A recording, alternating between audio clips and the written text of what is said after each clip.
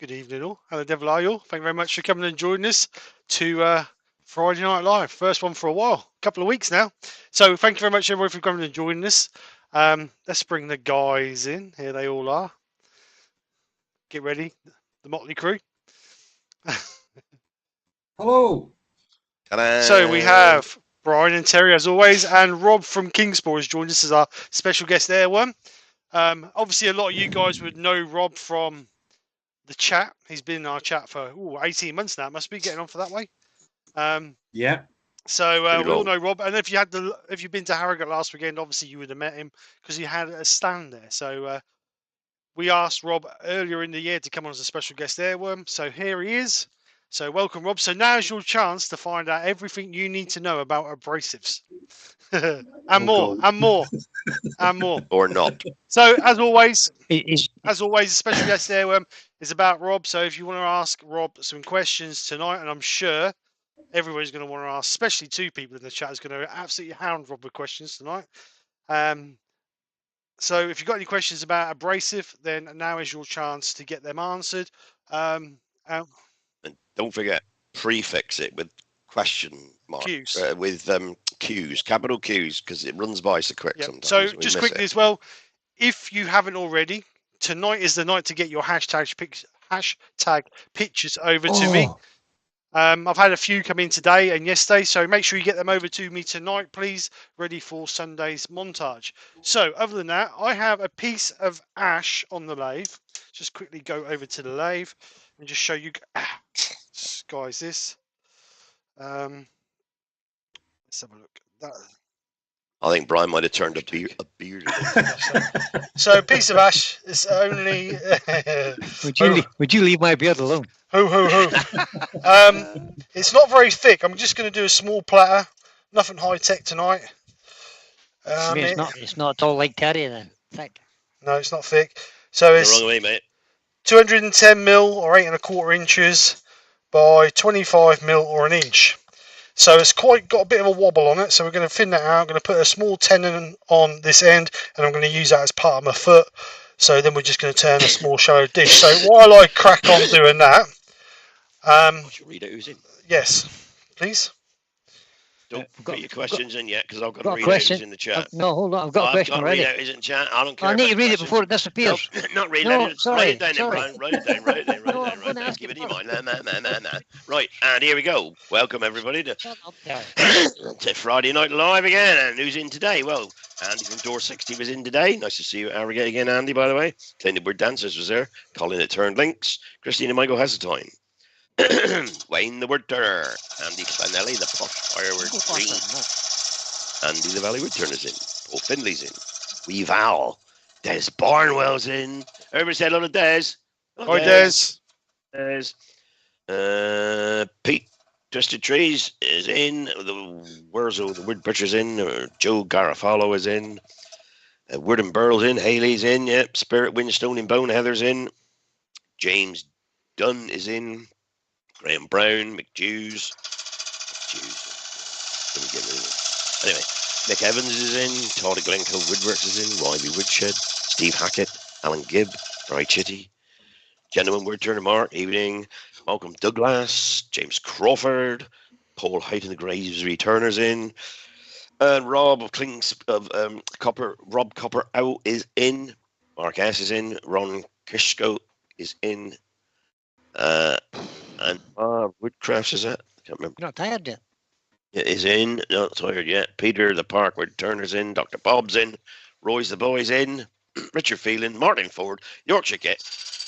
Doug Miller. Robert Boltwood. And Uncle Blinking Tongue Cobbling all. Welcome aboard, team. Now you can ask the question. Oh, now good. Quentin Woodcraft wants to know from Rob, what's the biggest belt you sell? The biggest belt we sell, there's no limit to what we can make, because what we do is, the biggest belt that I've been involved with was 3.2 meters width by 18 meters long. Oh, wow. In a chipboard factory when they make chipboard and they size chipboard. I think Rob's 42. I think this is inches. Clint says 42 inch by 75 inch on his sanders. Yeah, it's as a manufacturer, because we make the raw material. If you can imagine, we've all seen the rolls of carpet. Basically, that kind of length, 3 meters, 4 meters wide, and then we make them 500 meters long, and then they're put into stores.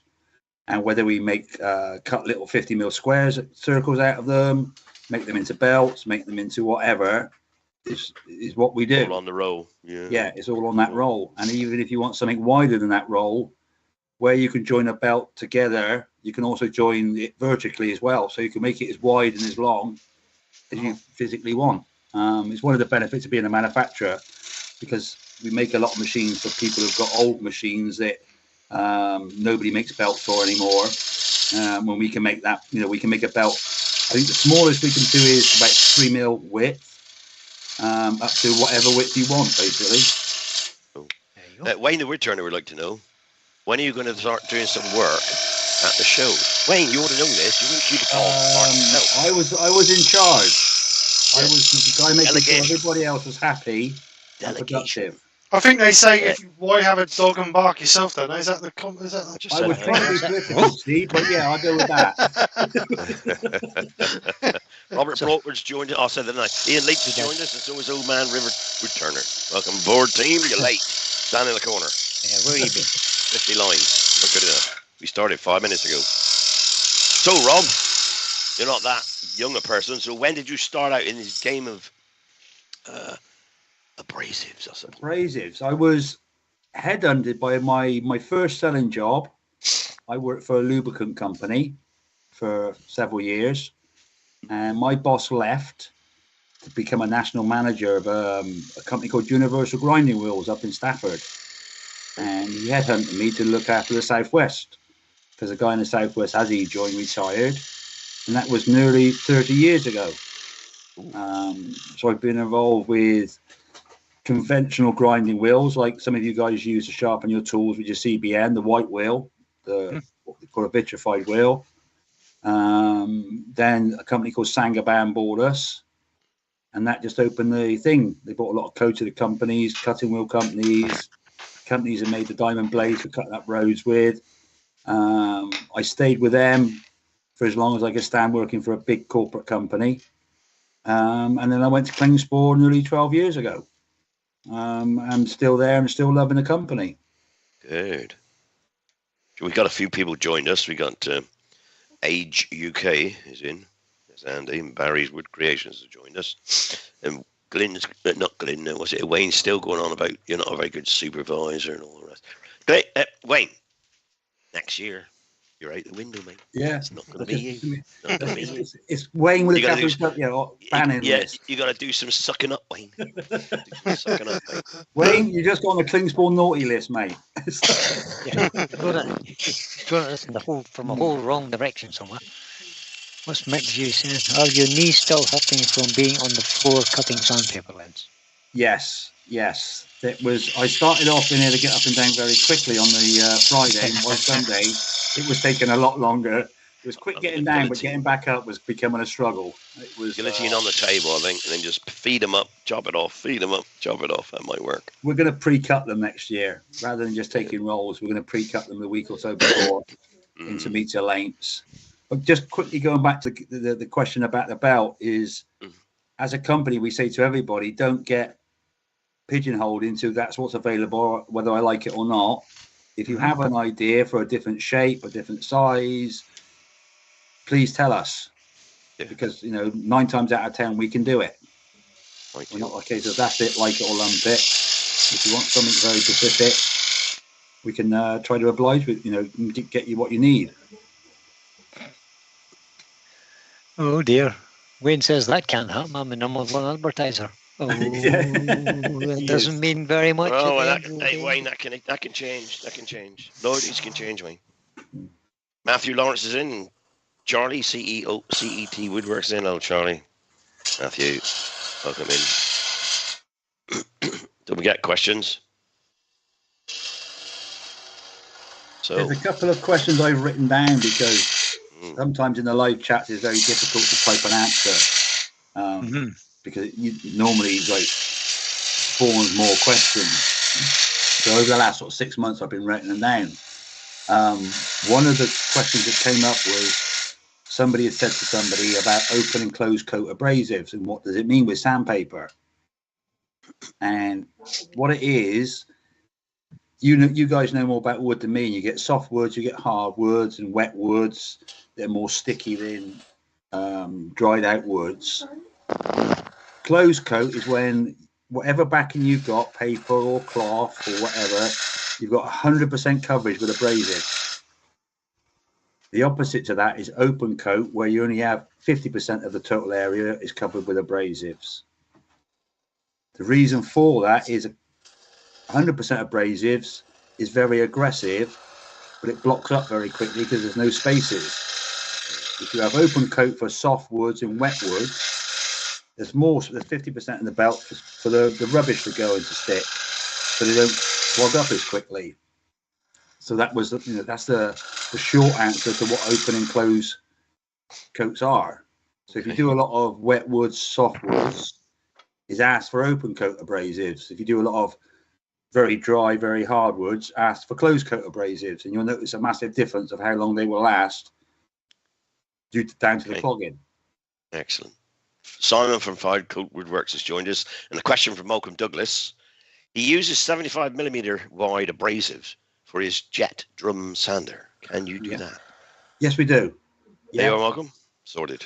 Is it, Joe Senior's in. I'm taking it as a drum sander where you mean you wrap the 75mm abrasives round and they're tapered each end. We don't do the tapers, but we do the 75mm thing. So what we say to people, it's if we put a taper on it, we're going to charge you for doing it. Yeah. It's cheaper for you to buy a 75mm roll, get one of your old belts. That's the taper you need. Measure it out, cut it with a pair of scissors, and away you go. So yeah, the answer to that, we do it. Archie's in. Okay, that's good. Right. So don't forget, answers on a postcard. You can order here as well, I expect, or you got to order from wherever you got to order. Do you sell direct to the public, or are you franchise then? No, we only sell through distribution. So the reason being because our warehouse is in Germany, and everybody is so used to nowadays having their order it and they want it the next day. They don't want to wait a week for it to get through customs. So we only sell for distribution.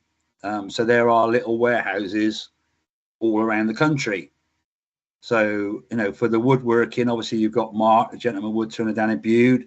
You know, he's our big mail order online type of thing. But if you want to visit a shop, you've got Yandles or DJ Evans or YI Woodturning up in Scotland.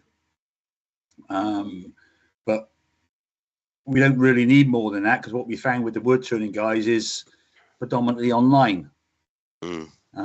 So you can't really walk into a club and sell it because, you know, only if you actually demonstrate in there could you do that anyway, couldn't you? Yeah, we had a club come up at Harrogate and they ordered, you know, quite a substantial amount of rolls. So I was talking to Mark about trying to set something up for all of the clubs because they buy in bulk and get a better discount for it. Because they've all, correct me if I'm wrong, they all seem to have their own little shops that they sell to their own club members. Lots of them do anyway, yeah. They sell the usual things, you know, like the chestnut spirit stains and all the varnishes and things. Yeah. Depends on Douglas, that you probably can order through Mark. Yes. Yeah. Yeah, you can order from Mark. Exactly what you want, length, and obviously 75mm wide. What lengths you want, they'll cut them for you. Yeah, tell us exactly what, you know, don't put up with the standards, if you like. Tell us what you want.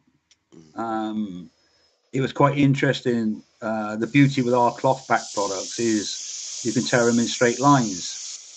So we had a lot of people come up who were restoring old chairs and tables and saying, oh, do you do 10mm strips and 15mm strips? And we say, well, we don't. But if you buy a sheet or a roll, you can tear it into your own 10mm strips easily. No scissors, no nothing. So, you know, don't be stuck with the standards. Tell us what you want and we'll give you the best advice we can to do it. But yeah, I think the clubs is one of the ways forwards for us as well. It reaches more people. But yeah, we don't do to directly to the public. It's all through distribution. I do. Makes it simpler really as well. Yeah. It offers us, we've got a massive warehouse in Germany, having distributors. Like on my area, I look after the Southwest and South Wales. I've got 62 distributors in the Southwest and South Wales. I've got 62 little warehouses now that all stock various products for their customer database. So people can walk in there or order it and get it next day or the next day after that. Pleasant Phil just joined us. Yeah, Spirit and Bear's in, and as is dancing with hard boxes, I think that's Mike. He's in as well. That's Mike. So obviously your new company then, Rob. Only been going a couple of minutes. I had to write a report on Harrogate for my boss, as large companies demand of these people. And you always got to put the 2 most asked questions down there. And the most asked questions was, are you a new company and have you been around long? It's our fault. We put our hands up for that. In the metalworking industry, you could walk into any factory and they'd know Klingspor. In the woodworking, we are completely unknown. So to give you an idea, next year is Klingspor's 150th anniversary. and we've been 50 years in the UK. That's almost as old as Wayne. Wayne, apparently, it was Wayne's idea to start with. Yeah. To set it up. But I don't know how many of you guys know power tools. I don't know if you know Flex power tools. Yeah. You ever heard of Flex power tools? Like a bright orange power tools. They do grinders and what have you. The story behind, and even if you buy our conventional cutting and grind disc, it says Chronoflex on them. And the original Mr. Klingspor and Mr. Flex were born in the same village in Germany. I get them. The Flex guy invented the electric grinder, is one as we know it now. Klingspor invented the grinding disc, but they came together because Mr. Flex wanted to run his grinders faster, but conventional grinding wheels would blow up if you ran them faster. So they made their own company called Chronoflex and developed what everybody uses now is a grinding disc and angle grinder, but separated ways 70 odd years ago.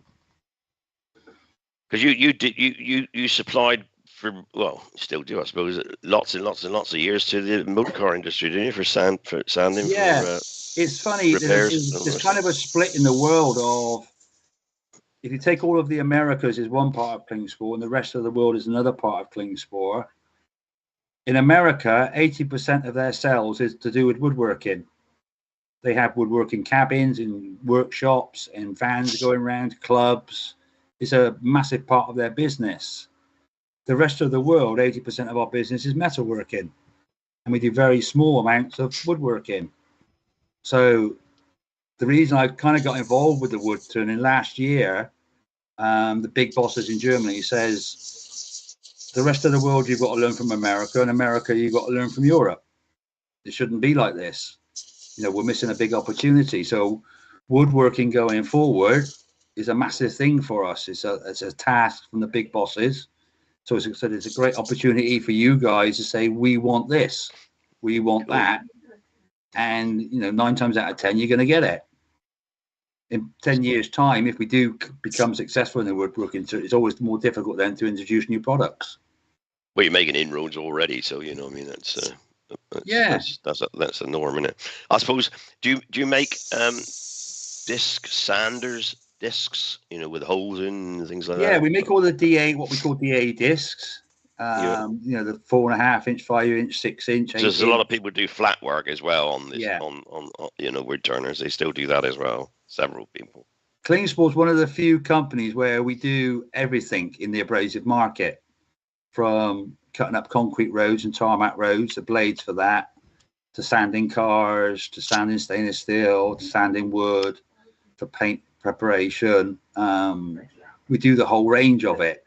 Well, a lot of companies will do Pacifics. You know, they will do all the cutting, but they won't do all the coated abrasives, all the sandpapers, or they do all the sandpapers and they won't do all the coated. But because we're a worldwide company, we're lucky.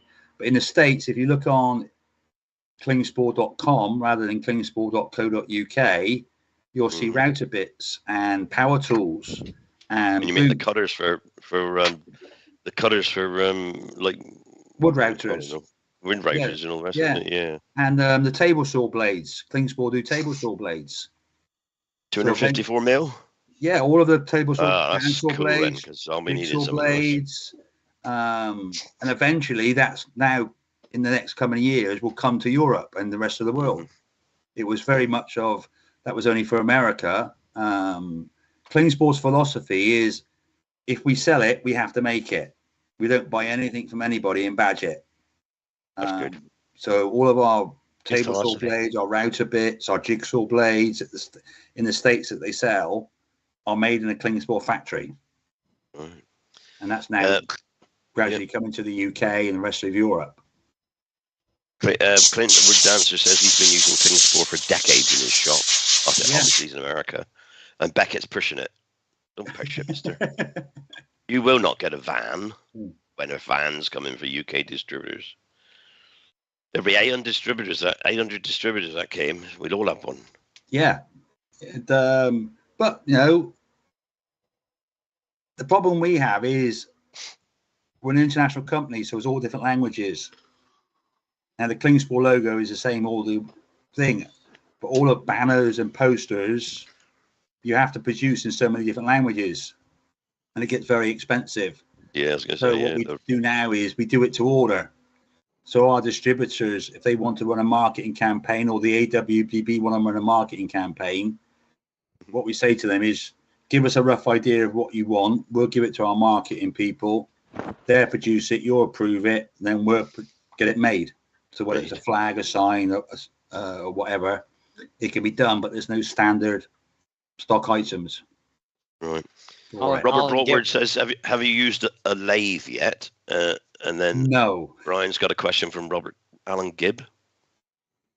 Yep, Alan Gibb says, question for Rob, how versatile are your company if a client comes up with something different and needs it ASAP? It depends what it is. If, say, for example, you suddenly decide you want not round discs to go on your inertial sander, you want them star-shaped, it's just putting a different shape into the laser cutter and making them. The raw material is exactly the same. If you suddenly come up with something that we don't do already, it really depends on how much work goes into developing it. And whether it's something just if it's a variation, something we already do, it's fairly quick. You know, if you suddenly want 80 mil wide rolls and we make 75, we can cut 80 mil. It's easy. If you suddenly say, right, I now need something to sand this unusual epoxy resin and it has to do this, there's a development time. And that can be anywhere from a few months to a couple of years. And I suppose you have to equate whether it's worth it then regarding, you know, is it worth all the development if you're only going to sell 200 of them or something? Yeah, it's always the same. You know, we're all big companies run by finance bean counters. And that's the first question is how many you get is how many are you going to sell? Yeah. Mike Hughes has asked this question twice now. He says, Rob, are the spindle mops done in different grits? Mick, what do you call, the only reason I say what do you call a spindle mop, one of the biggest issues we have in our industry is people call the same thing about 4 different names. So if you mean by a spindle mop as a 6 mil with flaps of abrasive on, or do you mean a round thing with a hole in it? So if you could say, Mick, what you mean. Their description, please, Mick. Yeah. Lucy Gundy Rose. Oh, sorry, go on. If it is a 6 mil with the flaps of abrasive on, we do them anywhere from 10 mil by 10 mil up to 100 by 100 mil. And every 5 mil step in between, and every grit and every size. There's thousands of them. Lucy Bundy Rose joined us, and Wayne the Woodturner says he suggested an idea and Rob got it sorted quickly. Was that Merlo or Rioja? Yeah.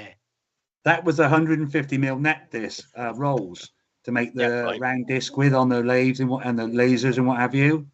But that was easy because we had big rolls of net, and rather than cut it 115 mil, we cut them 150 mil. So that was an easy one to do. Charlie CET says, question, what glue do you use to join the sandpaper? What glue? It depends on what you're doing with it. It's one of the big things is we make Pacific sandpaper to do Pacific things. So like the spindle mops that went up on YouTube today, there's probably 750 different sizes, and each size has got 10 grits. There's thousands of them. That's what they're talking about. That's what Mike's talking about. Yeah. But that abrasive is specifically made for that operation. And then if we, in the metalworking industry, they use a flat disc, we make a Pacific flat disc thing. What a lot of companies will do is buy bulk one type of backing and try to get it to do everything. They'll try to make belts out of it. They try to make discs out of it. They try to make spindle mops out of it. It don't work, does it? And it doesn't work. So the answer to Mick's question, if he's talking about what went up today, we do a stainless steel version. We do a mild steel version. What you guys call web racks, we do a web racks version. We do one that's half web racks, half coated. What I'd say to everybody is, if you're looking for something, go on to klingspor.co.uk and look for the different products. And you can search by surface finishing or cutting or whatever you want to search by. find what you require, and it gives you all the sizes and all the grits available. And we make 5,000 stock items, but made to order items, there's nearly 50,000 of them. Cool. Our warehouse in Germany is ridiculously big. It's absolutely huge. Super.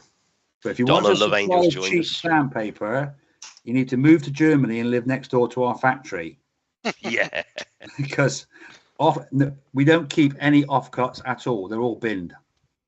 And don't forget, everybody, a worn out 180 grit is not 120 grit is not an 180 grit. Don't be stingy. Cut it, use it, throw it every time. Yeah. The other question I wanted to do tonight is everybody refers to our product as J-Flex. Mark likes it, Wayne likes it. The terminology J-Flex is not Klingspors, it's an industry term. So the flexibility of any sandpaper, whether it's a sheet or a belt, is the alphabet. A being most flexible, Z being the stiffest. And J is about the most flexible you can get. I was asked quite a bit at Harrogate, why do you have cheap sandpapers and why do you have expensive sandpapers? And I explained with the J Flex is, as you can imagine, whether you've got paper or you've got cloth and you put glue on it and you sprinkle abrasive on it and then you put another layer of glue on it, it's as stiff as a board. And which is fine as long as you don't try to bend it. As soon as you try to bend it, all the abrasive and glue pops off the back end, breaks off. So with the terminology J-Flex means it's made, and before it's completely dry, they run it over a 90-degree metal edge, and then they turn it 45 degrees one way, 45 degrees the other way, and you engineer cracks into it and then allow it to dry. So if you put like a J-Flex under a microscope, around every abrasive, it will be cracked. So it flex, but the abrasive won't pop off. The cheap abrasive people don't do that. And that's why they don't last long. It sheds grit, all the grits fall off because of the. And then you get and if you get grit between each sheet and all the rest of it, you end up tearing it out from the previous one, and you've nightmare. got it. Yeah, that's where the terminology. It's not a Klingspor thing. Other people do J-Flex. It's just a terminology of how flexible the backing is. Paper's done a bit differently. It's done in the weight of the paper. So you'll have A up to E, A being the lightest, E being the heaviest. So if you were trying to do, like you guys do, a lot of contour stuff, A and B weight papers would be ideal because they're very flexible. But the stuff you go in B&Q and buy to rub down your front door is D and E because it's more heavy and it's more rigid. And you know what it's like, you fold it into quarters and it sort of breaks it wherever you fold it. And then there's very heavy duty stuff, which is polyester backed. You can't tear, you can't cut, you can't break, but it's for industry, metalworking industry.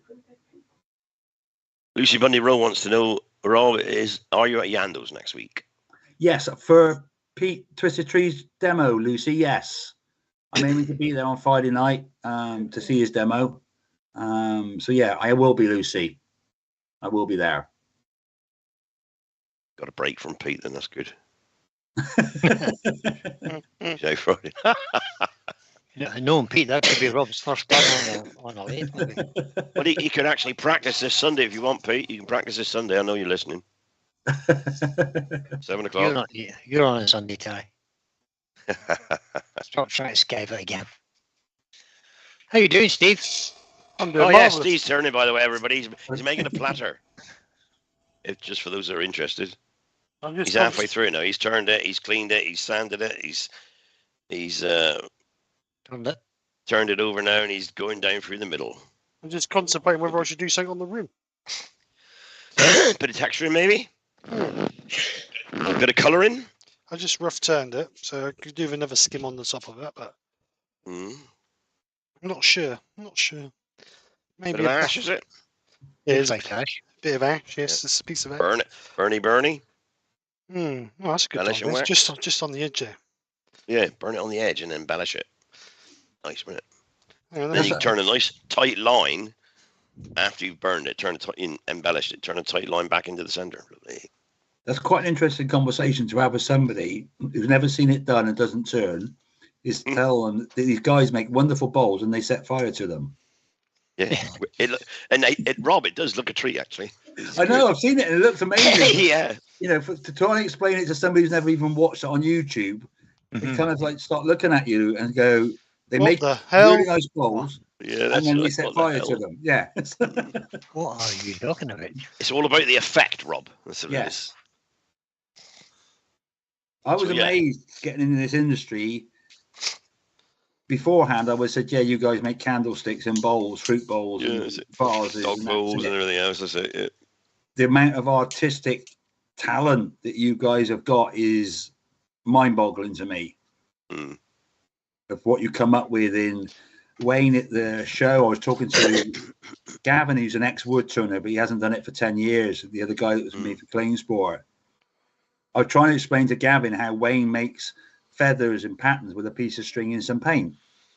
And Wayne kindly managed to borrow a roll of string from somebody and did it at the show. And everybody was just mind boggled. It was a simple thing, but the effect was incredibly clever.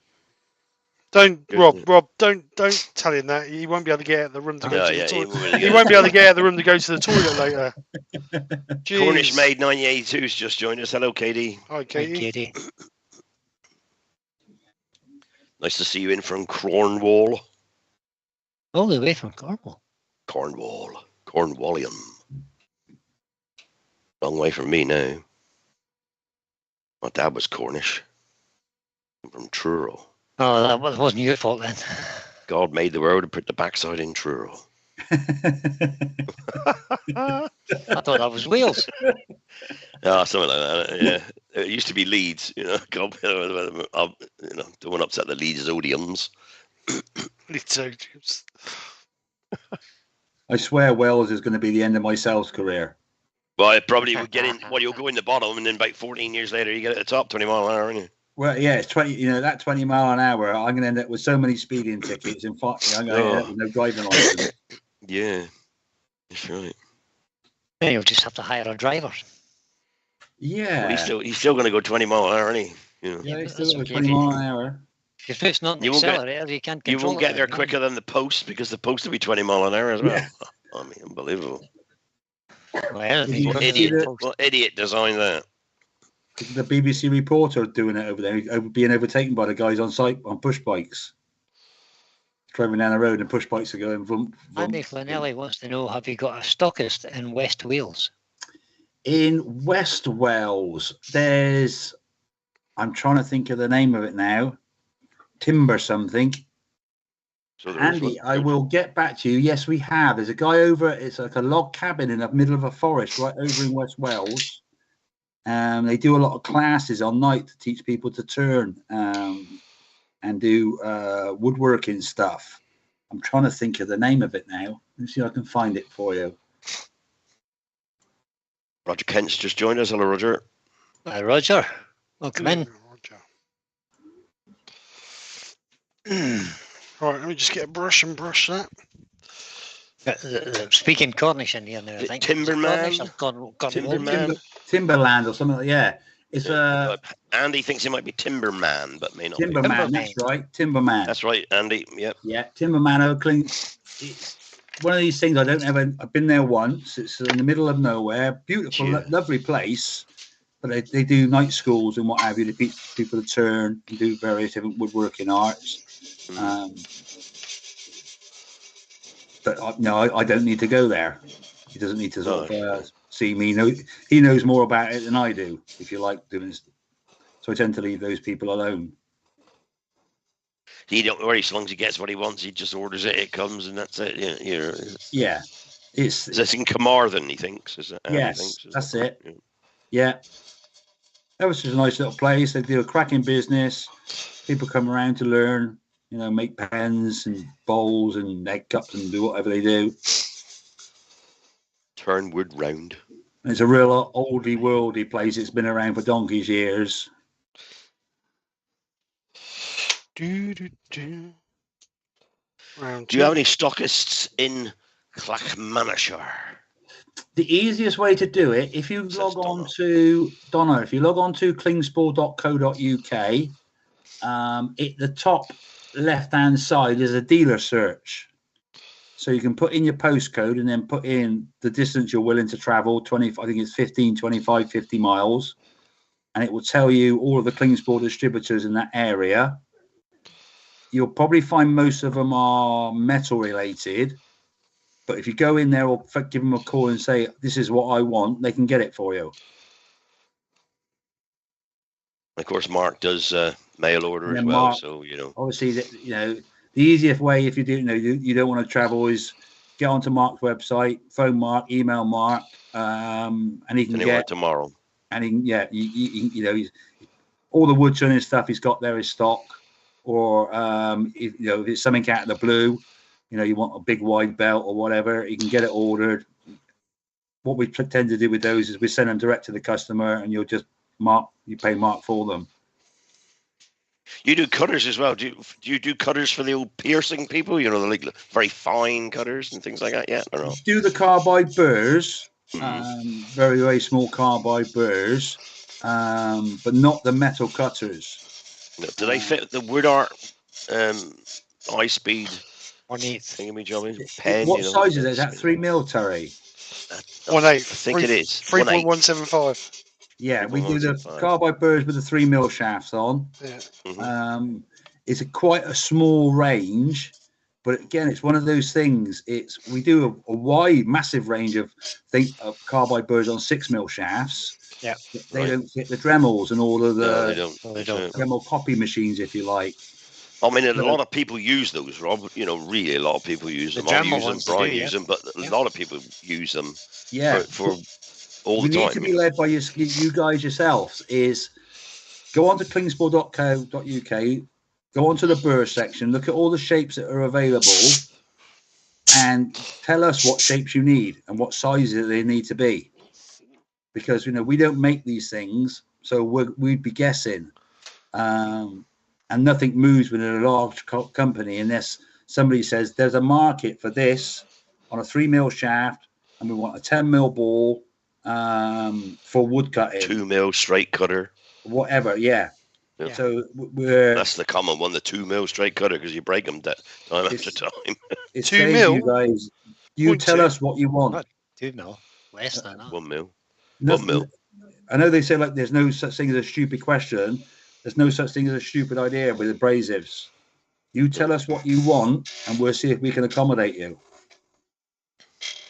Don't be stuck with the routine of we have to put up with this. It doesn't really work. I want it a little bit smaller. I want it a little bit bigger. Charlie's asking you, Steve. Yes. Have you used the new tool yet? No, not yet, Charlie. No, Charlie. Not yet. He hasn't found a use for it. Yeah, he bought it, but he doesn't need it really. It's good for propping the door when it gets hot in there, though. Yeah. What did you buy, in Steve? The States, they have vans like that. Say again, Terry? They go around to woodworking shops. What new tool did you get, Stephen?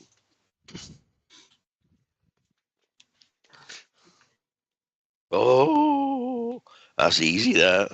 Use that one. That's big. It's big. Next bit of hollowing coming up, I feel. Oh, yes. Oh, yes. Are these hollowing tools becoming like Pokemon cards? They're gradually going to increase the number. But I'll tell you something. They're already nearly 3.5, 4 feet long, Rob. In a minute, you're outside the workshop door. I'm ready. Well, I reckon when I've got that hollowing, I reckon I'll be leaning up against the bench. Yeah. Be a 2-man operation. Oh, yeah. Right. So Lucy's saying, Rob, why don't we have it in the UK? Have what, Lucy? The vans to go around the woodworking shops. Is oh, right, yeah. Like I said, we're 80% metalworking. There's millions and millions of car repairers, isn't there? Yeah. And other metalworking stocks. If you want to buy a new welder, every town's got 2 or 3 people that can sell you a new welder, gloves and a mask. If you want to buy something woodworking related, there is Rarest Chicken's Teeth. Yeah.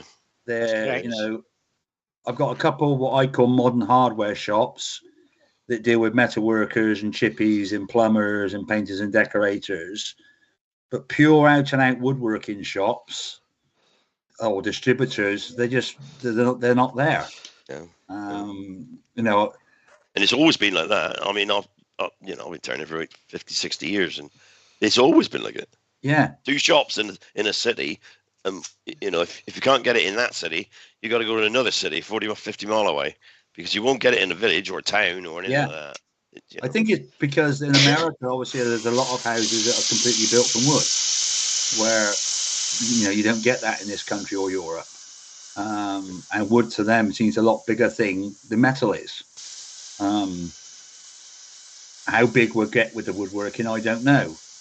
But it is an idea been touted around in the metalworking industry to have a demonstration supply van go around to different places. A lot of the distributors have them now. Because it's after COVID, the thing become as everybody got so used to ordering stuff online because they couldn't go out and get it. And they're so used to ordering it on Amazon with Amazon Prime and getting it the next day. And if they don't get it the next day, that's bad service. You know, they forgot about the old service where it took a week or 10 days to get to you. So distributors now will, because couriers and posting packaging is ridiculously expensive now, are going back to the old vans driving around their customers with all of the basics on the back to supply. It's really like when you were younger, you had what's the vans used to go Snap-on tools, wasn't it? Yeah, Snap-on tools. Still do. Yeah. They still do. Yeah. Still do. Guarantee the tools for life and all the rest of it, you know.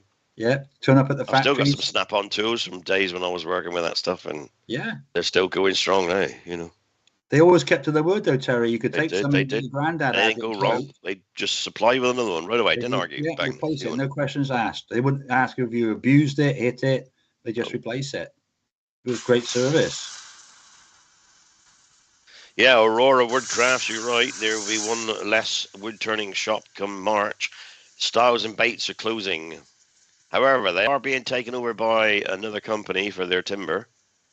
It's a company that supplied the timber to them, wasn't it, Donald's, is it? Yeah, the same company. Yeah. Yeah, they're now doing it direct themselves. So, yeah. You know. Yeah.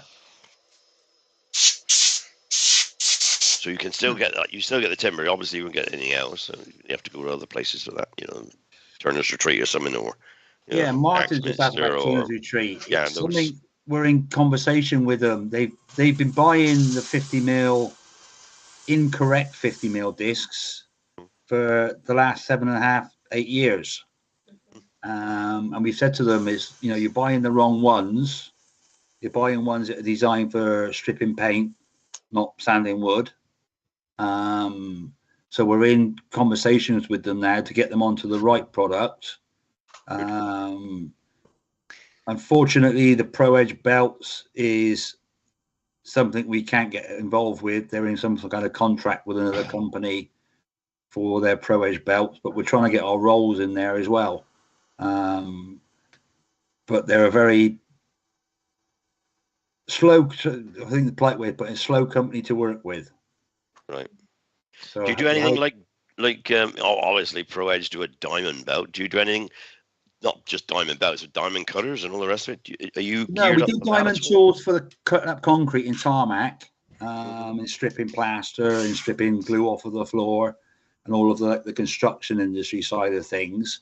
Well, not the funny side of it. We built a factory in the Ukraine that opened about 6 months before the war started. Oh, God. But it's still operational. It's still working. It's still going, and they're still producing diamond tooling. The problem, diamond belts, I struggle to understand where you get the benefit from it on a tool sharpening system. They're great for people that want to do something. Say, for example, a lot of the people that make cheese making machines or yogurt making machines, where they use polished stainless steel and they're huge, great big vessels. and they want it all exactly the same, because diamond takes an extremely long time to wear away, they can use one belt and polish the whole thing, and it looks exactly the same all over. So they don't change belts. Yep. The tool sharpening, I can't see the benefit of it, to be honest with you. Right. I might be completely wrong. I've never sharpened a lathe tool.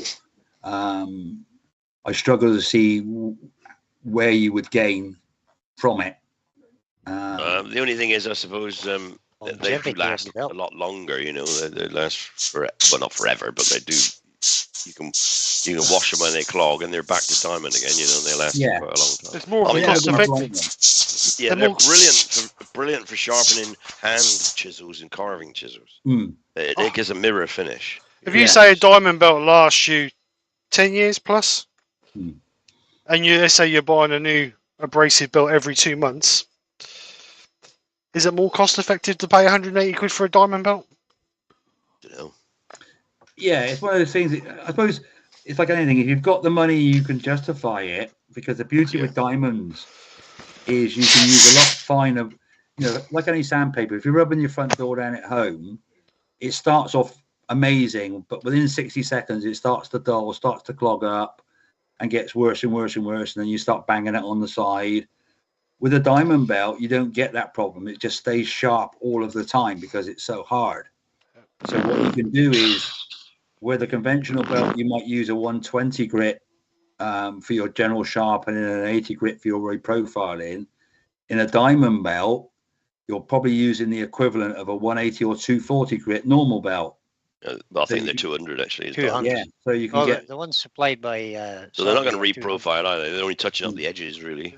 So you can use a finer grit, but that finer grit won't clog up, and it will stay sharper than if you use a conventional belt. That's the only real advantage I can see with it. But every time I see when you guys use it, I always like, please don't break that belt, because you're going to cry it. Yeah, it's another £80 gone. I think overall that's going to be cheaper to have the diamond belt. If you say it's going to last you 10 years, that's definitely more cost effective. If you say you spend, what's the price of your linear belts? £5.50 for Pro Edge belt. You're looking at £5.50. Yeah, £5.50. So if you bought 6 of them a year, yeah, you know what I mean. So over 10 years, that's 300 quid. Yeah. So it's more cost effective, really. I think it's one of those things. It's like, you know, Brian, you turn a lot, Terry, you turn a lot, and Steve, obviously, you turn a lot. If you do it for a couple of hours every Sunday afternoon, a ceramic Pro Edge belt's going to last you a few years. Months, yeah. If you're turning daily and sharpening daily, it's like anything. Yeah, a diamond belt, you may get a advantage from it then. If you sharpen 5 times an hour, every hour, you know. It's apart from, say, the carbide burrs, every belt material, every cutting disc we do a good, better, best because of that reason. Yeah. So there's a good, which is if you like, the cheap and cheerful for a guy who wants, sands a piece of wood every 6 months. You give him a high performance product, he will never see the advantages of that. But if you go into a production turning environment or a production woodworking environment where they're doing it every single day, they want the best product they can possibly get because they want to make things quickly because time is money. So Klingspor and our belts and our grinding wheels, our rolls, we always do a good, better, best. Or as the Germans call it, extra, super special. But it's good, better, best. Oh, we've got Richard, the Beard 16's joined us, as has Mike Hugh from Ilminster, and Mark Turning and Krafts. Evening. Yes, indeed. Thank you for coming in. Welcome, everybody. For those that don't know, we got Rob from Klingspor Abrasives here, giving us a resume of what they do, what they can't. Well, there's nothing they can't do, actually, but what they do. Rob's been with the company for 150 years. The company's been around for he joined just after Wayne. So Wayne has pointed out what I think is quite obvious, but a guy sharpening a diamond belt, which is 200 grit, will lose its edge a little bit quicker than a 128 ceramic belt. It will indeed. Well, it will, because the edges are a lot finer. A lot finer, yeah. It's the other thing. I'm so used to it with metalworking is we do products for soft materials, the coppers and aluminiums, right up to the very hard titanium products. And what's come to sort of light over the last 18 months is there's very soft woods and there's very hard woods. Mm-hmm. So at the moment, I'm kind of exploring different sheets and rolls and what have you for if you predominantly do hardwoods or if you predominantly do softwoods, to see how much of a difference it would make. Because I'm sort of how I've noticed it. I've watched you guys and you do some woods and you'll resharpen your gouge 2 or 3 times. And then you'll do other thing. You'll do the complete bowl and not an issue. Yeah. So my view is if it's affecting your tooling that much, perhaps you should be using a different abrasive to sand it with. Good point. That's a good point. So we're looking into that at the moment. We're doing some tests to just to see if it. But it's going to be one of those things: is whether you guys and gals want to use different abrasives for different woods, or do you want a one abrasive does all? Well, you'd have to be in the middle then, wouldn't you? You couldn't, It's trying to get the best of all worlds. Yeah. Or they could have 3 sharpening systems with different belts on that would work. Yeah. It's more. I mean, it's more for it's ironwood. It's very hard. You guys use It's like turning steel. Yeah. Yeah. So you may get an advantage if you use ceramic rolls or ceramic sheets on, or 50 mil discs on pine. You would just be paying more money and getting no life advantage, no performance advantage over what you use now. But if you used it on ironwood, you probably will get an advantage with it. Stephen Madden's joined us. Hello, Stephen. Yep. Stephen the Wood did. Yep. How you doing, bud? Nice to see you at Harrogate, Stephen. Yeah, it was. Roy's boy wants to know, Steve, are you turning a rolled edge for Brian? Yeah, just for Brian. Look, nice little rolled edge. Just for Brian. Just for Brian. Roy. Shouldn't be sharp edges on wood. Well, you can cut your meat with a blunt wooden knife. I wouldn't be cutting my. I have steel for that, Steve. I don't need a wooden knife. No. No. Not unless you get a takeaway. You can't get wooden. Yeah, wooden knives and forks and. No such thing as plastic knives and forks anymore. That's what you have fingers for then. You've got to take them.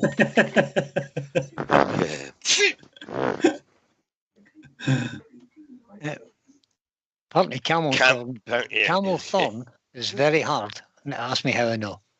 How do you know? The one that got stuck on the vice, Wayne? Camel thorn. Never heard of that. No. Bit grip. They might use ass how, as usual. Yeah, it's quite entertaining to see 2 semi-professional woodturners trying to get a bowl off of ice and it won't come off. Yeah.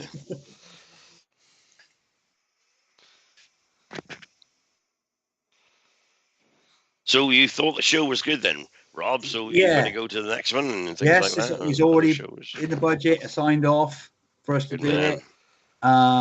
It was a big learning experience for us. It's the first woodworking show we've ever done in the UK. Yeah. So we kind of had to. So it's a positive woodturning products, but anything else. When I started with this, I asked everybody, "What grits do you want?" And it was very much. Well, most of the turners in this chair, they start off at 20 grit. 24 grit, yeah. It's like, But it was except way he starts at 40, but 120, 240, 320, 400. Yeah, that's it. But we got asked lots for 180 grit, lots for 600 grit, lots for 800 grit. So we next. We could do it. We'll bring them with us. Mark says it took 3 professionals to get it off. By the way. Yes, and a lot of different tooling, and a lot of swearing, and a lot of banging, and a lot of sparks and dust, all for a little 6-inch bowl. Axel would have done it. Yeah. I was waiting for Mick Hughes to sand it off. Well, yeah, I know he does. He actually he comes to our club. You see, Rob, in Lincolnshire. He comes to our club. And he comes in and his pockets are bulging, and you think, what the hell's he got in there? Then he gets on a lathe, and all he does is he gets a square with the timber, and he starts sanding. In the end of the day, he gets a bowl. Sands it into a bowl, yeah. Yeah, sands into a bowl, yeah. No, Mike Hughes is stirring the pot a little bit there. Did you see that? I can see that, yeah. He says, Ask Mark. ask Mark what happened with the sharp tools. Well, we kind of all know Mark kind of tool slid out of his tool wallet and it stabbed him in the finger, basically. Anybody want to buy 10 stitches? Yeah. Used? What I would have given for a Peppa Pig's plaster then. Oh yeah. What I would have given for a blinking video of it. Yes. Ward Mills is in. Hello, Ward. West Coast of Arizona is Ward. But no, it was a fantastic show.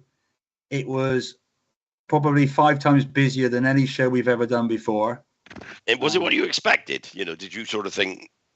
Normally, we only tend to do shows where our distributors come along and people like Rolls-Royce or British Aerospace, big companies come along, not the smaller fabrication things. And you'll get 1 or 2 people, you will have a chat with them. We don't sell anything off of the stand. It's just more of an information thing. Yeah, sort of, yeah. They go away to A, have a facility to sell stuff on the stand, and B, introduce ourselves to nearly 10,000 people. It was absolutely bonkers. The guys that were doing the demonstrations did us proud. You know, they drew the crowds in who then wanted to talk to us. My boss, you know, he looked miserable when he arrived on Sunday afternoon. He came away from it saying, we're doing this next year. We're doing it again. So, yeah. And hopefully, fingers crossed, we should be at the Newark show as well. Good. I won't be there, actually. I'll be away. But, you know, so unfortunately, I'm going to miss it. I'm sure that I'll carry on without you, Terry. So, Stephen Madden says you need some 80 grit 12-inch standing discs, but alas, they're not available. Well, they will be next week now. They are. Yeah, they are. It was one of those things. We had some real big surprises. We sell you can turn it, you know, make your own sanding boards for your lathe. So they're 12 inches diameter. They're sticky on one side and they got Velcro on the other side. So you can make a 12-inch board up, big nut and bolt in the middle, grasp it in your lathe, stick this Velcro onto it and peel 12-inch Velcro disc on and off to do sanding with. But we thought, well, we'll take 120 and we'll take 240, which we did. We sold an absolute load of the Velcro pad and the 120-inch thing. But we did ask it for, you know, don't you do a 60 and an 80? And we said, yeah, we do all the grit sizes in these things. But we live and learn. Next year we'll have 60 up to 400. But we live and learn. We learned a hell of a lot from it. It was good because we had the guy on the stand with us. You've seen Gavin. Gavin's the R&D manager for Klingspor worldwide. Right. So he gets a say of what we do and what we don't do. He thought apparently Mark says you're a box of frogs. Yes. Mad as a box of frogs, a lot of you.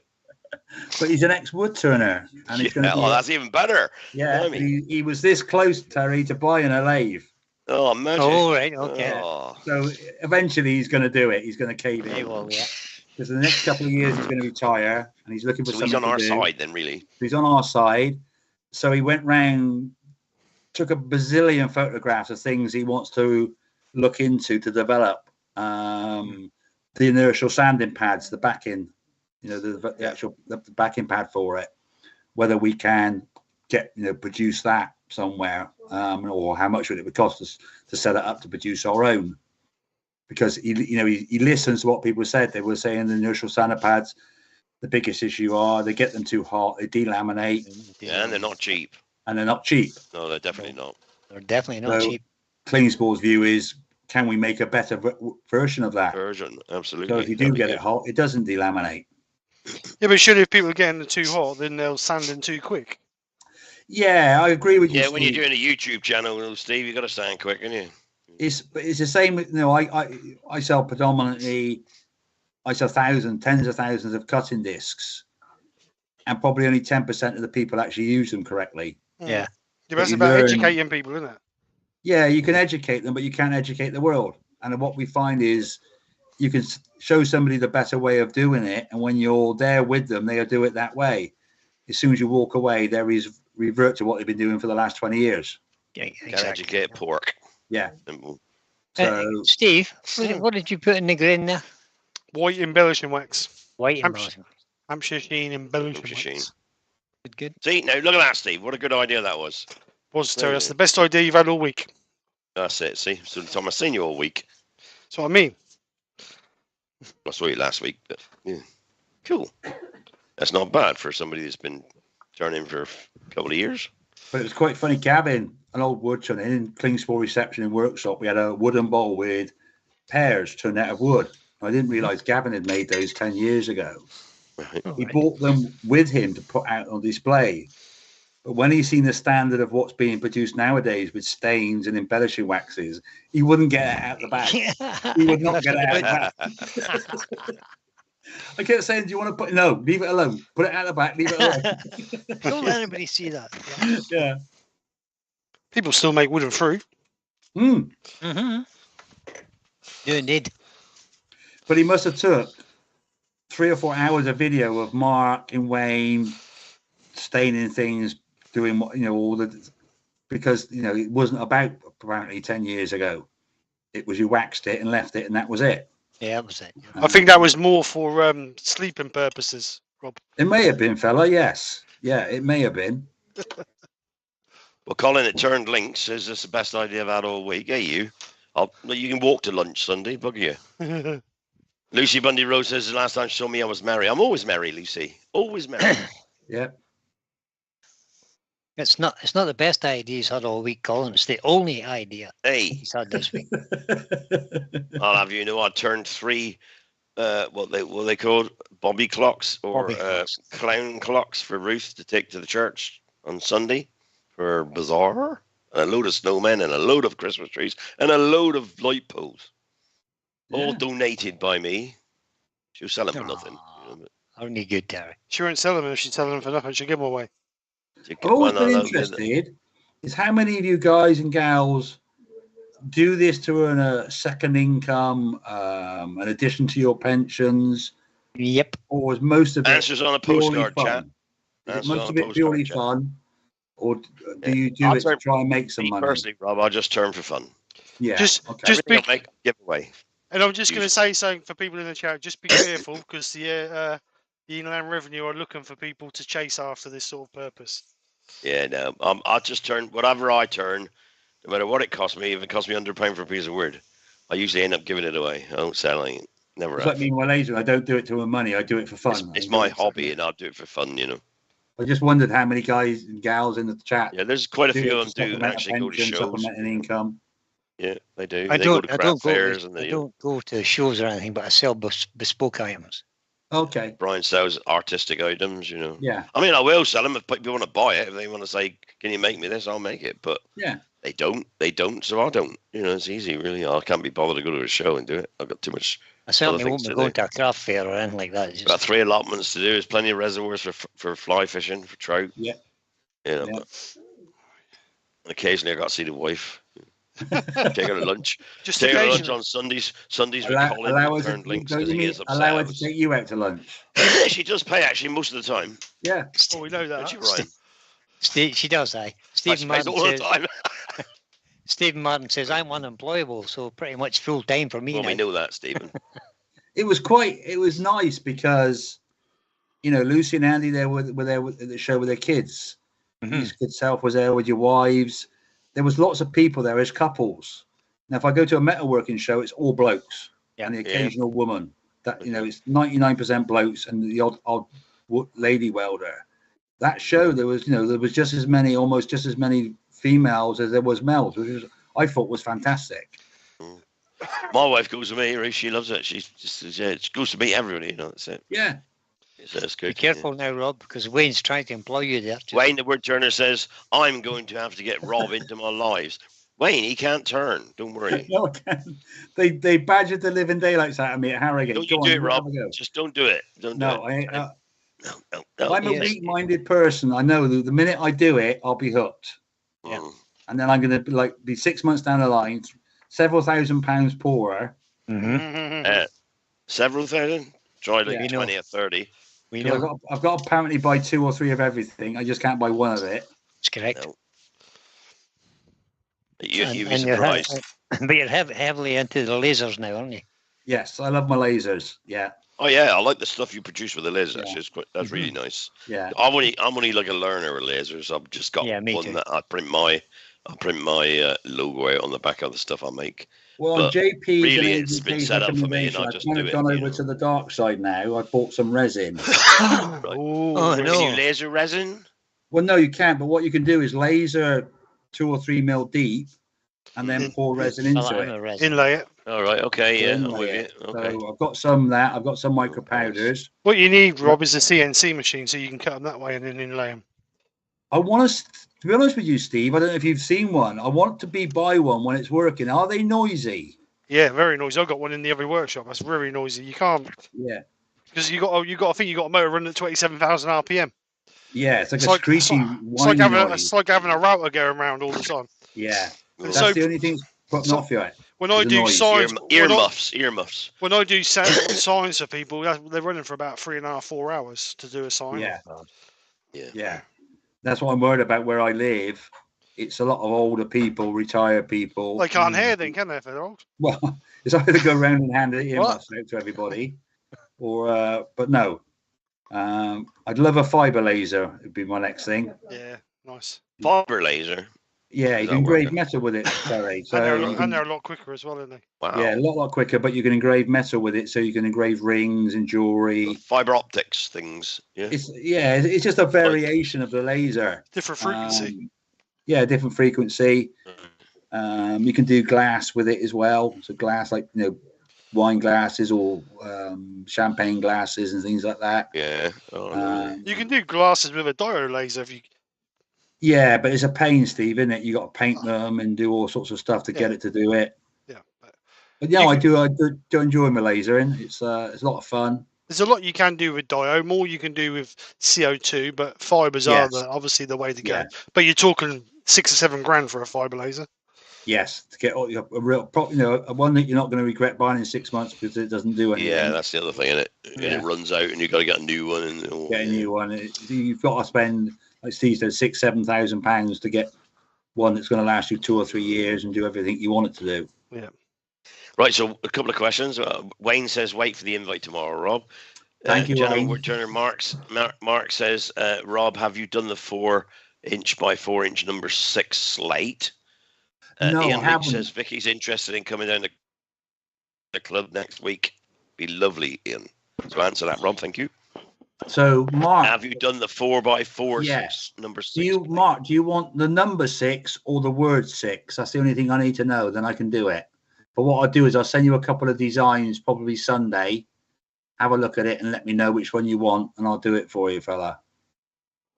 In Age UK, aka AGK, Age UK, Andy says. No, I didn't, Andy, because I've only bought, these are only 237 milliliters, this resin, and buying the eye candy ones would huge. So this is just a test run to stop. Yeah. So I bought some cheap ones off of eBay. Me and JP had a video chat about it. So I just bought some very tiny pots of it just to try it, to see if it works, see if it stays in there. Because I said to JP, I'm a bit worried with resin and wood. I can protect the wood from burning if you put a hot coffee cup on, but can I protect the resin from melting? Yeah. So this is just really a small amount of this, some small micro powders I bought off of Amazon, just as a tester. If it works and I start doing it in bigger things, and I'd go with the eye candy stuff. Mark says number 6, please.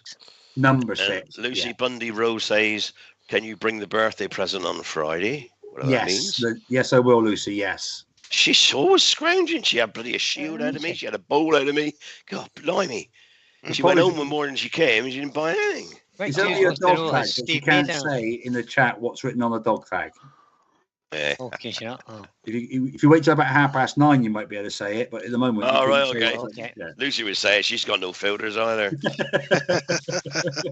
Mick Hughes wants to know if you made anything tonight, Steve. Yeah, I'll turn this. He's made a rather nice platter, actually. Platter. He's just going to turn the tendon off on it, or he's No, not. I'm going to leave it on. I'm going to leave it on for the foot. Okay. I've contoured it, so it sits nice. Mhm. So, do And you guys somebody- spend much at Harrogate? Well, let's have a look at it then. And somebody had a brilliant idea, Mick, to burn the edges in embellishing wax. I don't know who that was, but he was a genius. Genius, was he? I wonder who that was. Oh. That was me. He was nearly invincible. Spending at Harrogate. I spent £2,000 this year, Rob, instead of 3. I spent 3 last year. Yeah. So, I you know. didn't spend this anything. close to buying one of those pyography machines. Oh, I got one of those as well, but I had Yeah. that last year. Kez was trying to talk me into it. I was got them this lot of close. And I was trying Kez to talk is really Kez good. into. It was a daft situation. I was trying to talk Kez into saying, "Rob, you need to get one of these," and I'd have gone yes, and that would have been it. Yeah. But no, she's brilliant, though. Yeah, Oh, she's amazing. really- Absolutely yeah, Stunning talent. They're a good machine, though, Rob. They are a really good machine. Yeah, I want to have a play with it just Yeah. to sort of compare it to, because it's a similar process to laser and you're burning wood. Yeah. So I wanna Yeah, have I got one that's really nice to use. Good fun. and if if nobody been to and watched Kez's, she's doing that tutorial now. Mhm. For somebody who's never done it, she does it and it's very easy to understand. It's a fantastic tutorial to watch. Yeah, you mustn't try doing tattoos on your arms with it. I'll Or find somebody that else's doesn't arm. work. Mark, It I works, need but you. yeah. Mark, I need you for guinea pig. So Stephen's now produced a platter with a burned embellishing wax edge of ash. Actually looks blue, doesn't it? Actually looks a bit blue. Read it and weep. Hmm. Look at that. Looks Well done, very nice. Steve. So it's not very Really thick. nice. No, I don't need it thick. Unlike some of them. Like Terry. Lord Wilson saying, "Can you put the earworms on?" Everybody wants to see Rob, what he looks like, because they don't know. blimey. Rob of Klingspor, worldwide, 150 years old. All I'm going to say, Rob, Ward the is company. Rob's The company, not Rob, the 150 years old, company. Terry. Ward Wilson. All I'm company going to is. say is you asked for it. Yeah, Ah, Ward, no, there you don't go. do it. Here we Don't come, do here it. we come, Don't Ward. do it. Don't There do you it. go, Ward. This is me. Cooking It's on gas. madness. It's madness. Cooking on gas. He's a pain in the back. Yeah. I had to laugh with Steve's thing is the abrasive god. Most people say, "Oh God, Rob's coming back again." Yeah, oh God. Yeah, that's where it comes from. Oh God, here comes Rob. Look, I dive. Oh, Well done, Steve. Good job, Thank man. you for everybody that came up and said hello last week on Harrogate. It was amazing. I really, really enjoyed it. It was brilliant meeting everybody. Good.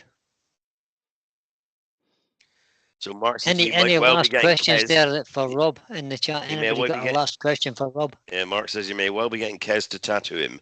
Well, it's better than having a slice of 4 Oh. stitches in it, I suppose. Yeah. Brian's still looking scruffy, says Colin. I Yeah. agree, Yes. Colin.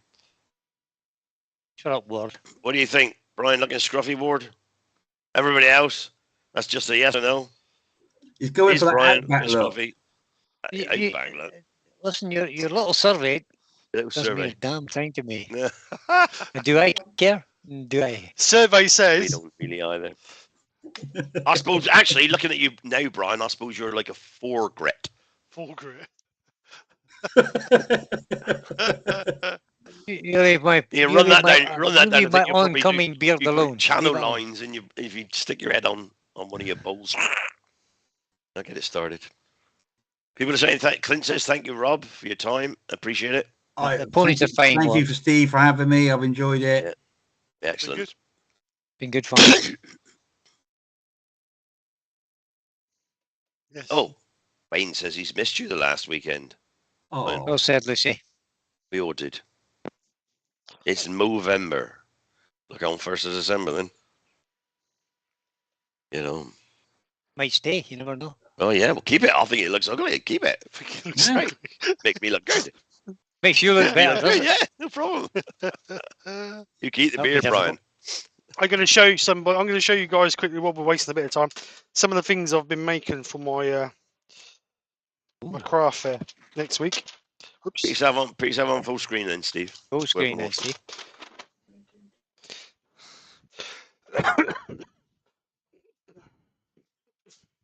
take the mickey out of your tunnel instead of my beard. Oh, wrong button. As your beard looks good, Brian. Just press the intro He's button. obviously. Brian, you know what's going to happen? You shave that beard off, they're going to say you look better with the beard. Yeah, I Yeah. know. Yeah, already taking the mick, Brian. You know that. So, for something different to go on the stand, I've been making 3D printed articulated animals. So, Oh. there's a lizard Oh, look at that. That's pretty cool. I like that. and a camellia. Yeah. And then, because it's That's Christmas, brilliant. I thought I'd make a dragon with antlers. How long did that take to do, Steve? Well, I'm liking on. that. This takes just over 10 hours to print. Okay. Drums. And then there's a long How long one. did it take you to design the No, animal? I didn't design these. I took these off of right. Thieves. So there's 3 different sizes of the dragons. There's a large one. There's a small It is one, a lovely. little mini one. They take about 6 hours. Then there's the small one, what they Brilliant. call, and then there's the long one. And then you paint them, you spray them. No, do you? no, no, So no. Steve- That's the filament. That's how Oh, called that's a the filament. rainbow. The filament's A rainbow like that. filament. So that comes off in different colours. So there's 3 different filaments. So that's a rainbow one. That's just copper. And Move then it. No, this you one didn't is see that. We this, didn't see it. We didn't see it. Move it towards your face.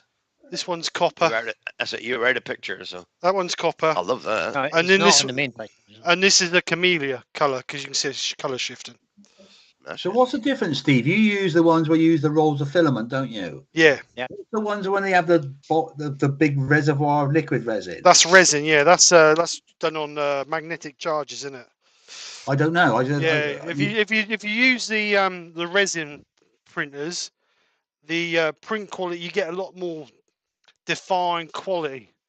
With the printers I use, you're relying on a filament. I think the filament size I use is 0.02 of a millimeter. Okay. So each layer is that thickness. So obviously, because you're only basing, it's like if you imagine you had an inkjet printer, which is 2D. Yeah. So if you went over the same thing over and over and over and over again, we could create a 3D effect, which is what a 3D printer does. So what that does is, because it's just a little 0.4 millimeter nozzle, you're relying on just one little thin stream of resin or filament to create the shape. So on one of these, Sure. there's like 700 odd layers on one of those. But with a resin printer, you can get a lot more detail on a resin printer. So if you was Get a lot finer, right? yeah, if you Be a was lot making finer. something for, say, to cast a mold. So let's say, for instance, you was making soldiers, little toy soldiers for modelling, Yeah. Mhm. and you wanted to cast a mold to cast into lead, then you'd use a resin printer because the print quality would be so much more better. Okay. Is it quicker? Martin Ford wants to know which I don't know. craft fair you're doing, I've Steve. never really had a lot of work into resin printers. I know there's a lot of process because once you've done it, you then need to put it in an electro bath to wash all the excess off it and rinse it all off. And there's a few things into it. okay. It's not just a case of like yeah. these, take them off the print bread, peel them off, and away you go. There's a bit more to it. Oh yeah. The craft fair I'm doing is a local village one. They're a syndicate of crafters. So they want me to join, but I don't know if I want to join, to be honest. But we'll see what happens next Sunday.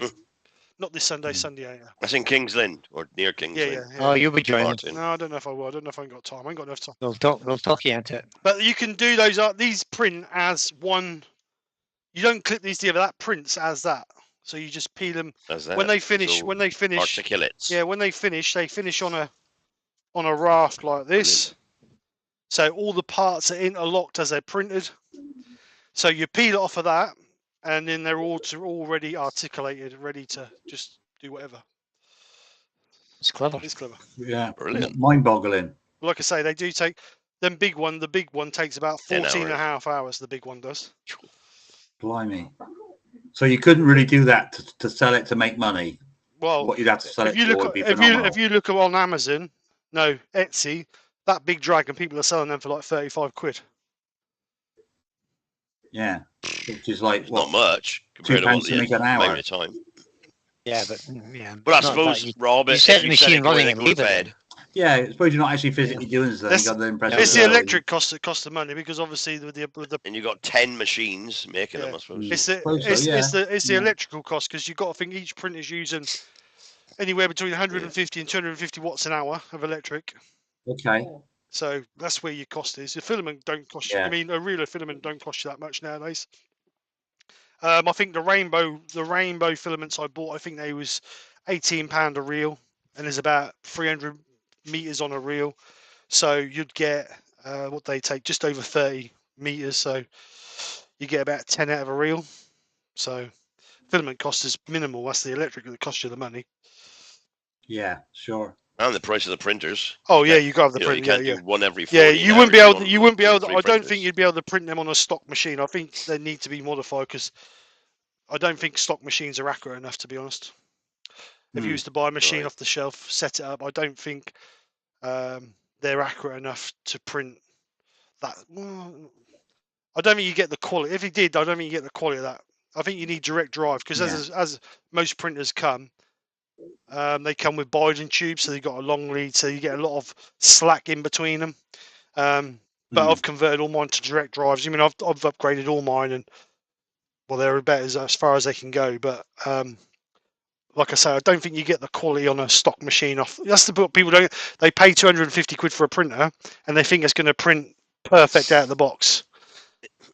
It's not. They got to alter it then because another 250 to alter it right with all the different bits. Yeah, it's like anything, innit? It's like anything. You buy a car from a showroom, unless you pay for the best model you can buy, you're going to get all the basics. And 3D printing and anything you buy, manufacturing is exactly the same. They ain't going to give you all the good stuff for the bare minimum price. Right, so we got a question. Well, first of all, we got a statement. Hi all, I got an expert in resin printing next to me. That's Andy Intermediate. And then he says stock machines can do them with no problem. So obviously he's bullshitting. And then we got Steve, what machine do you use from Lucy Bundy Row? And also from Age UK, what printers do you use? I've got 3 Ender 3 V2s and Ender 3 Pros V2s.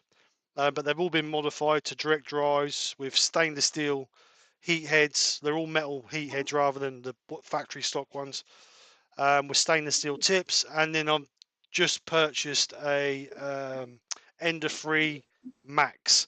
The reason I've got the Max is because it gives me a bigger print bed. It gives me 300 by 300 by 340mm print bed. Where the Ender 2 Pros, they're only 220, I think, or 225. So, but yeah, they're good printers. I like the Ender, and the reason I use the Enders is because all the spare parts are exactly the same.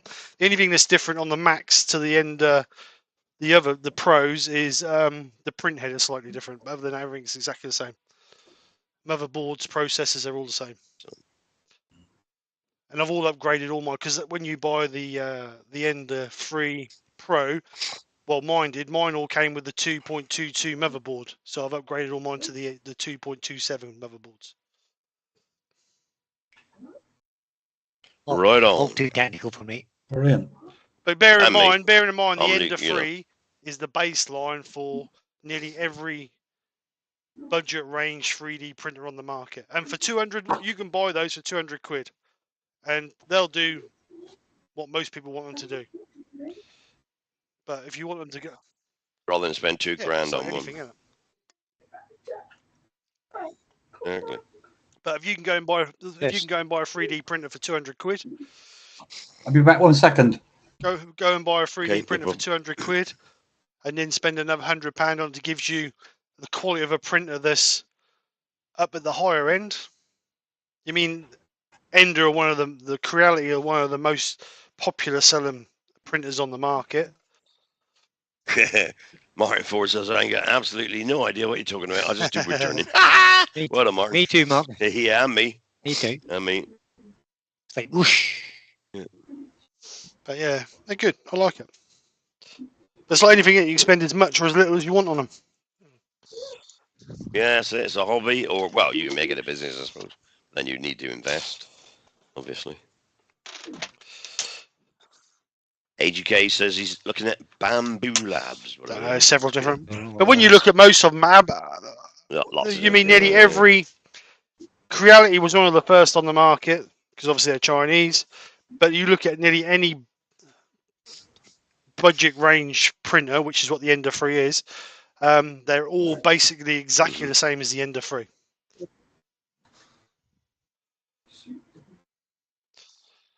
Yeah, well, I don't do printing.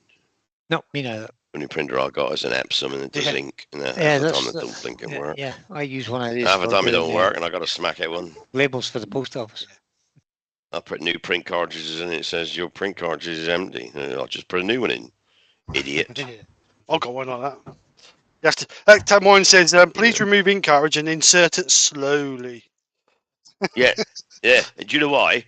Because I haven't got genuine Epsom bloody print cartridges, so they know that it's not genuine. We diverse. Because it sends it back to them, so they then tell you to insert it again, or we're not going to print it.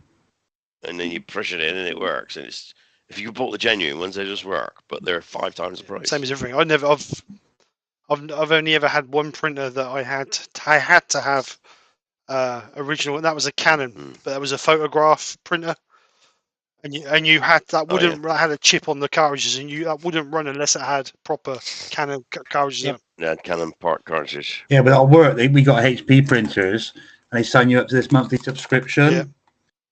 That's it. Yeah. It's bonkers. I've got packets of. They know, don't they? Printers. They know when it's running out. They tell you. I don't know whether it's just a bug with mine.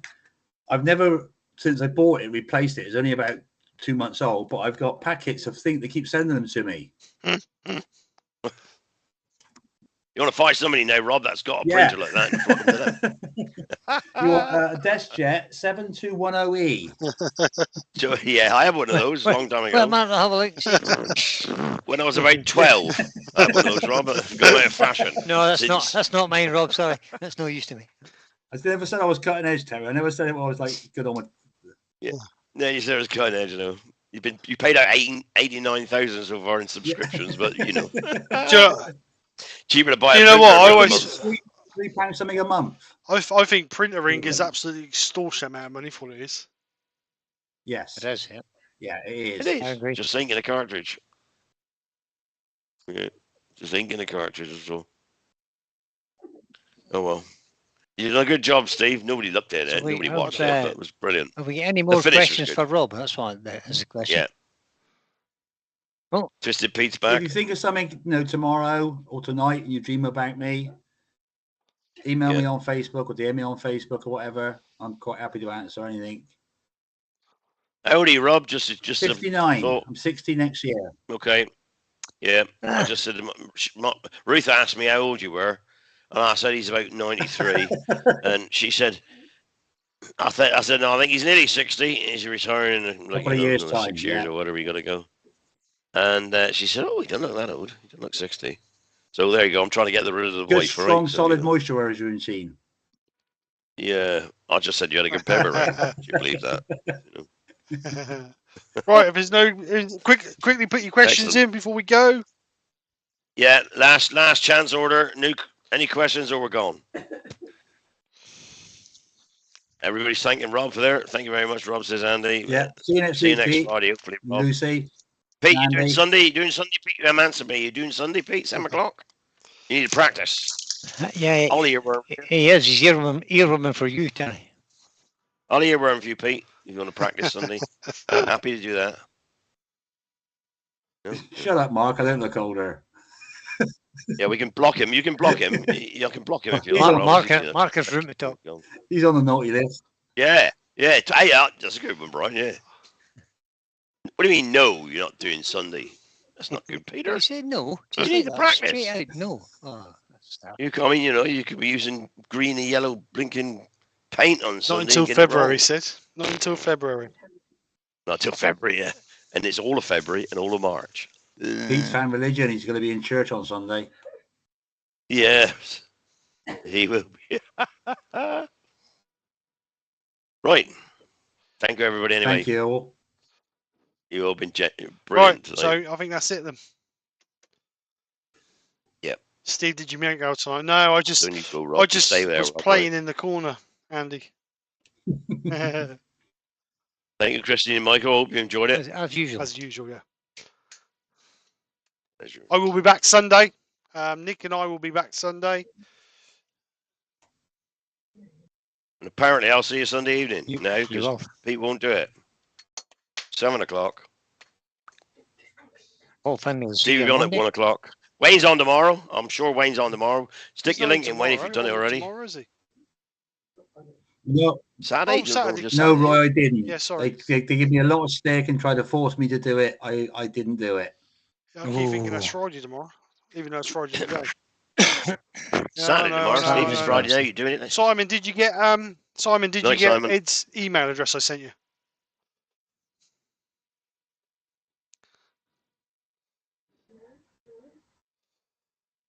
Right, let's go then. Let's go. Right, so thank you very much, everybody, for coming over. Thanks, Rob, for coming in and joining us. Hope it's not been too daunting for Thank you for having Yeah, me. brilliant. Brilliant, mate. So Stay, Rob. yeah, don't don't you go go, yet, Rob, by the way. So Yeah, I okay. will see Stay you there. guys on Sunday. Wayne will be on tomorrow evening, so make sure you go over and see Wayne. Terry will be on Sunday evening. I 7 don't know o'clock. I don't know if anybody. Don't be late. I'm invincible. I don't know if anybody's on Monday night, but other than that, Brian, are you on? Paul Finley's on Monday. Paul Finley's on Monday at lunchtime. Paul's Monday lunchtime. There's nobody on Paul Monday Finley. night. Right, okay. And then we'll have Doug Miller on Tuesday, Wayne on Wednesday, myself on Brian There you Thursday. go. Perfect. And then hopefully Back. next Friday we will be back with Battle of the Makers. Hopefully. So. Oh, next Friday. Right. I better check my diary. If my memory serves and works that far away. That'll be fine. Right. Is it next Friday, is it? 24th, Yeah, yeah. definitely. I'll put it in then. Right, Put it so in. everybody have a great weekend. If I didn't see you before, I will see you next Friday evening. But other than that, have a great weekend. Thanks, guys, for coming over as always. And I will see you guys on Sunday. So anyway, guys, have a great weekend. You will. And Sure. I'll see you next one. Say bye, guys. See you later, folks. Bye-bye, everybody. guys. Thanks for coming in. Really appreciate it. That's all, folks.